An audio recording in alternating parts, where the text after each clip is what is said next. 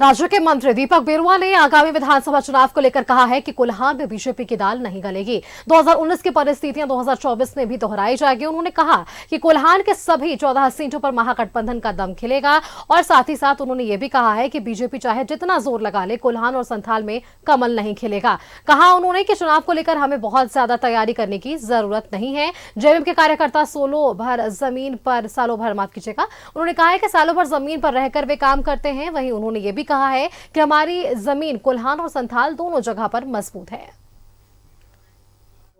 सालों भर करते रहते हैं और चुनाव को ही स्पेशल रणनीति में नहीं लेते हैं, बल्कि हमारी जमीन उसी तरह सिंचाई सींचते रहे और लोगों के बीच हम लोग बने रहे। हर समस्या पर, सुख दुख में लोगों के बीच हम लोग हैं हमेशा से, इसीलिए उतना दिक्कत नहीं है हम लोग को। और जो परिणाम आया है, अभी भी हम लोग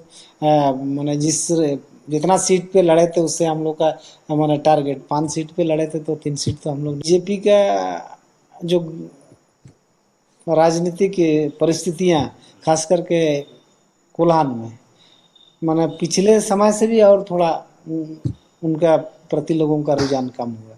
इसलिए हम कह सकते हैं कि पिछला जो स्थिति रहा है विधानसभा चुनाव में, उसी तरीके से आगामी विधानसभा चुनाव में दादा क्या वक्त आ गया है कि अब कल्पना पार्टी की कमान सौंपी जाए? पार्टी को निर्णय करना है इस पर, तो हम लोग इसको हड़बड़ी या ऐसा कुछ हम लोग ये नहीं कह सकते।